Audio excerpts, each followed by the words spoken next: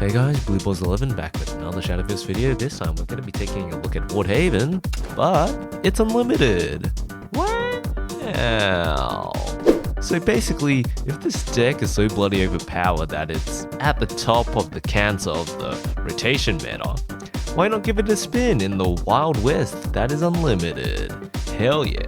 Yeah, so today's deck is pretty much the exact same card for card, minus a few cards as the rotation variant, or my personal rotation variant of Wardhaven. So there's all the usual suspects: Ramiel, Bench Sniper, Enchanted Knight, Holy Counterattack for the removal spell, Yukari because Yukari is overpowered as fuck, Sarissa because Sarissa's overpowered as fuck. We've dropped one copy of Ra. We have the Anvil Judgment's Cannon. 弱者の叫びに鉄火で報いる Bloody overpowered, Wilbert, Helic Shrine, Major Prayers for a bit of draw. For the board space that Wardhaven wants to be using up, you don't really want to be using Amulet Draw as part of your draw engine, unfortunately. Feather Rush because that's a good card apparently. I mean, 3-mana spell, given ally follower Storm, what's not to love? Give that Anvil Storm, give that Anvil Storm, and wham bam, thank you ma'am, that's a free board clear, and 7 damage, 9 damage with an Evo in one turn.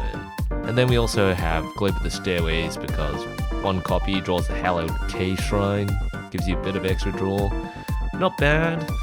Not great in multiples, especially when you're playing a deck that doesn't want amulets aboard and doesn't have many countdown amulets. I find one copy works very nicely as a splashable card in a lot of decks. And yeah, without further ado, let's play! Hey, but before I continue with the video any further, shout out to Joyverse! He did the meme of the thumbnail! Go follow him on Twitter and Twitch or something. Here's his Twitch, go follow him there. Here's his Twitter, go follow him there. Yeah, I've been grinding enough that I didn't actually buy the Meowscus, bro. I'm playing Shadowverse way too much. Really enjoying the expansion, actually. Lots of different viable classes.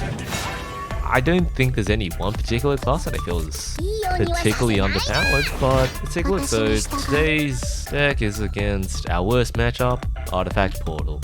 So I'm actually just going to be saving that Hallowed K Shrine by itself for either the turn 3 or the turn 4 play.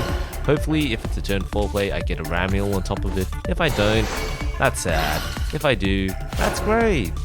Oh, and we got the turn 1 Anvil for the great, hopefully turn 5 board clear until his Artifact Xion board that's only been buffed once by Xion.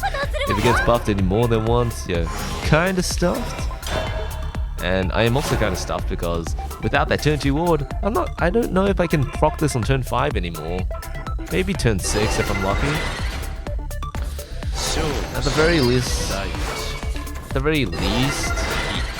he is a bit slow compared to other builds of Artifact Portal. I mean, it may not look slow, but trust me, this is slow for the deck.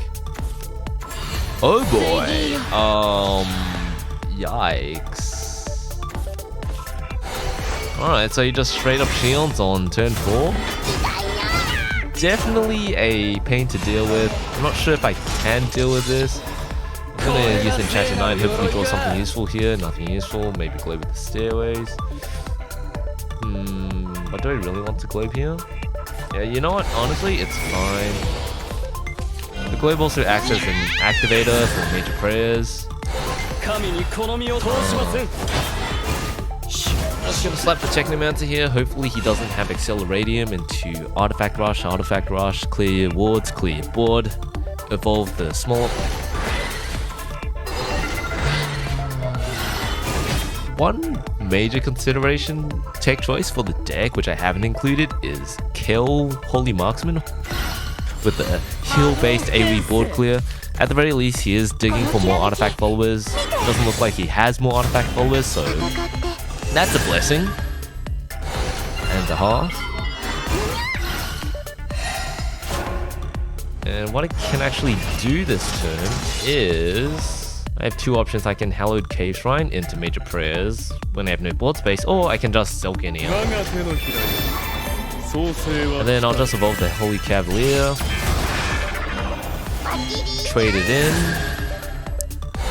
some board, heal some HP.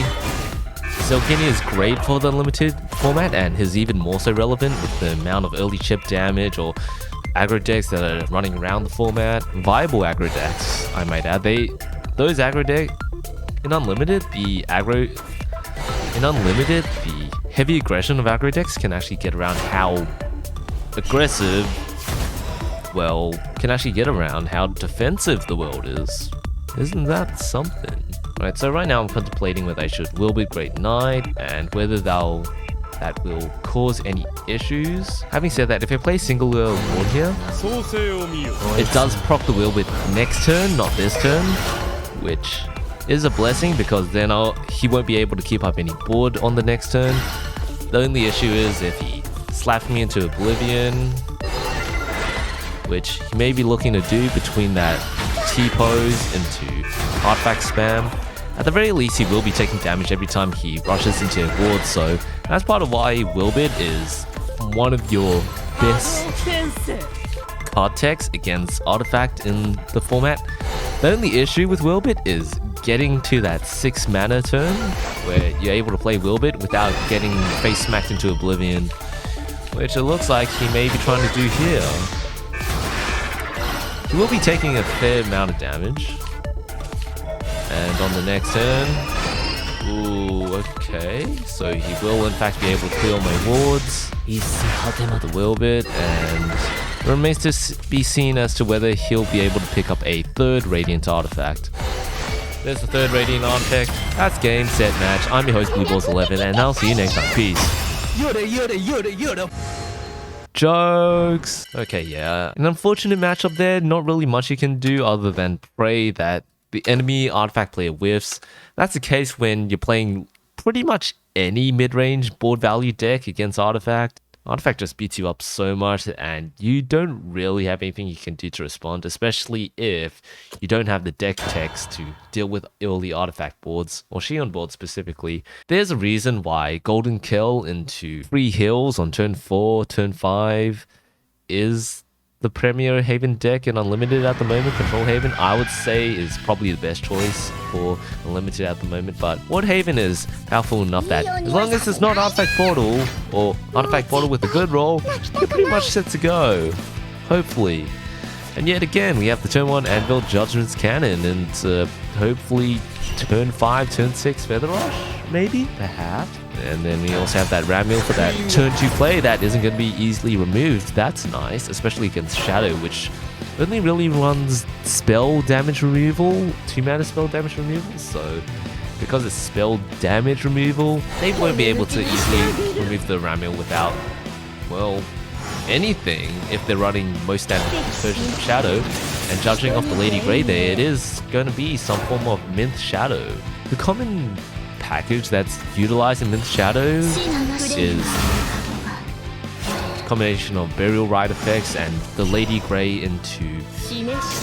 what was the value engine? It was Lady Grey into Jack Shovel Gravedigger. The reason they use that combo is because the Lady Grey will, most of the time, if you're savvy enough with your Burial Rites, will reanimate that Jack Shovel. And once you do that... Ooh. Unfortunately, I won't be getting the Feather Rush, but I will be getting this very nice board onto his face. What happens is the Lady Grey reanimates 2. Most of the time, that will reanimate the Jack Shovel. And then the Jack Shovel gains Rush. Ooh, that's annoying. The Jack Shovel will gain Rush from being reanimated, and wham, ma'am, thank you, ma'am. Simple as pie. Really? If he's smart, he's going to take out the Ramil. Why would he take out anything else? What am I talking about? What am I talking about? So I'm thinking a turn 5 Ra or a... there's not really anything I can combine the Anvil with because I'll be left with floating mana, which is an issue. So I will play the Ra and then I will evolve the Enchanted Knight and smack face.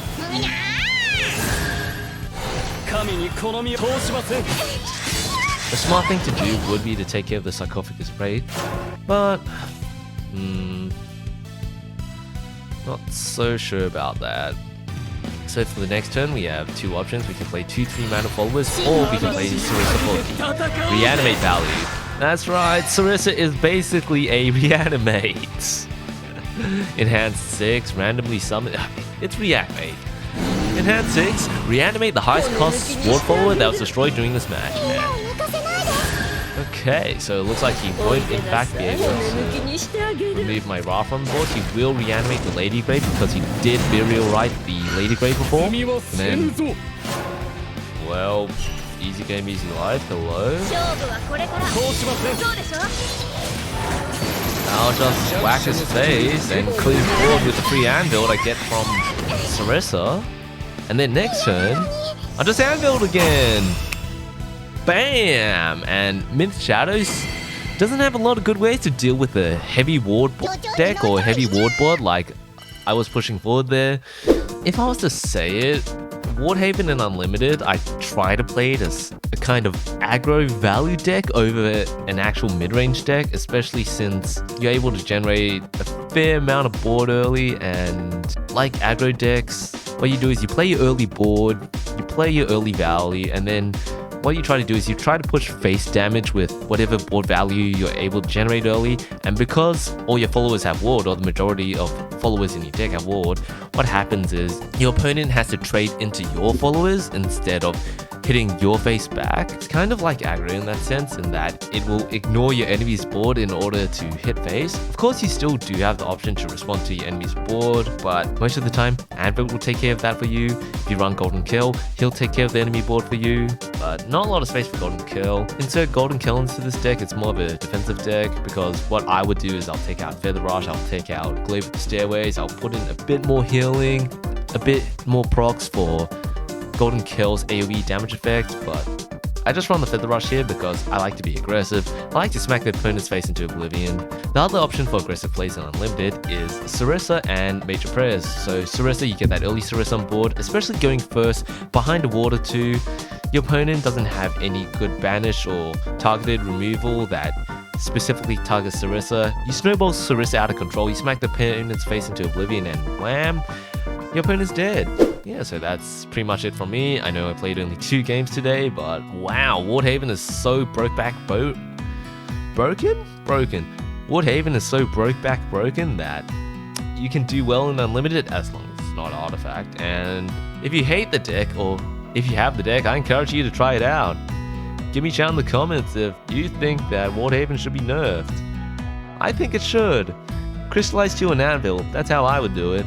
Anyway, that's enough from me. I'm BlueBlade11, and I'll see you next time. Peace. Subscribe.